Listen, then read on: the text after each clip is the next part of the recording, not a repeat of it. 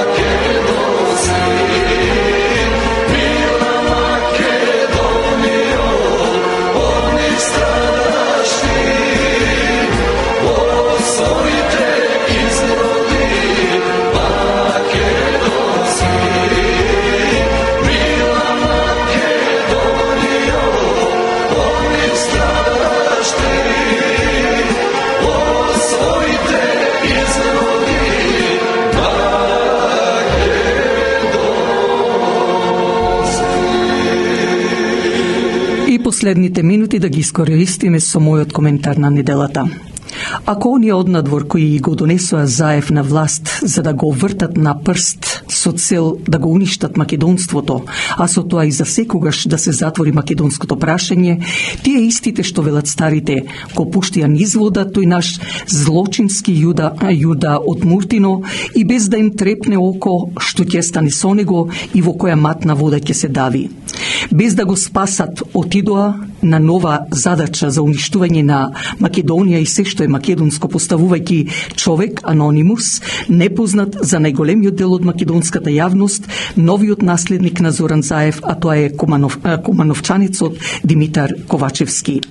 И овој актуелен премиер на Република Македонија се брза Божем ќе го реши проблемот со македонството и како мува безглава оди, лута и донесува некакви си предлози и одлуки што за негова катастрофа, а исто така и на неговите истомисленици, овој пат македонскиот народ веќе се вразуми, нема да им успее тоа нивно што го замислуваат.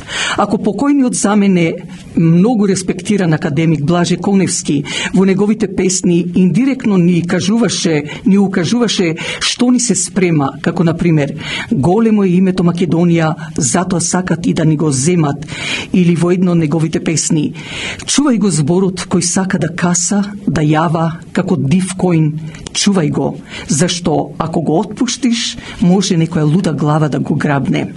Исто и во песната Тешкото, но морам да ја спомнам и црквата во Небрегово, каде што во сите овие песни тој ни укажува дека треба да ја сочуваме нашата богата ризница во која е сместена нашата култура, просвета, обичаи, нашата македонска историја, нашите песни и ора, но по моје би рекла најважно е се нашиот македонски јазик, нашата нација, Македонската православна црква, кои се столбовите на Македонија и се што е македонско. За јазикот македонски, културата и историјата речиси се ни зедоа. Остана Македонската православна црква. И не случајно Коневски вели, се сруши црквата во Небрегово. Се разбира дека тој не мисли за храмот физички за уривање во неговото родно село Небрегово Прилепско. Тој не предупреди многу одамна за целата ова катастрофа врз нас македонците, врз македонскиот идентитет. Народот македонски веќе се спрема за нови протести во Македонија, но овој пат нема да биде само пред собрание и мислам дека доволно беше со она опаиха, односно со ора и песни, да се протестира, зашто нас државата и нацијата ни ја уништуваат. Има време кога и каде ќе се игра и пее. Да спомнам и тоа дека овој пат ќе се блокират автопатите во Македонија, а верувам дека ќе има и други настани. Времето дојде да се биде или не. Иако веќе дојдовме до крајот на темниот тунел, сепак има една мала светлина која ќе ни го покаже патот. Иако сме дошли до крајот на темната улица во мрачната ноќ, каде над небото надвиснале облаци, сепак ја гледаме звездата деница која ни дава знак дека во брзо време ќе се појави новото утро со изгре сонцето, токму од исток од каде што и ние постоиме. Само така сите сплотени заедно, храбро ќе се спротиставиме на сите неправди што ни ги прават и ни ги наметнуваат се уште однадвор. Ние македонците не смееме да попуштиме, не смееме да се откажеме, да отстапиме од она каде што сме тргнале. Само така, одејќи со мислата што ја носиме, кои сме биле, кои сме и каде треба да продолжиме, одејќи по таа звезда деница што ќе ни го покажува патот до победата, патот кон сонцето на слободата и светлината, патот со сонцето на Македонија. И ете полека се наближуваат и последните минути од вечерашната наша емисија. Посакувајќи ви пријатна седмица, почитувани слушатели, и оние кои го носат името на Свети Тодор, кој празник е идната недела, на 11 март, нека им ја честити менденот, но затоа пак слушајте не идната недела од 6 часот попладне на Брановата должина 101.3 FM. Вашиот уредник и водител на радиопрограмата Драгица Белчевска од Глас од Македонија ви укажува дека идната недела ќе дадеме профил од рубриката што е за нашата позната сонародничка Мери Мајнас. А ве поздравувам со добра ноќ и пријатно.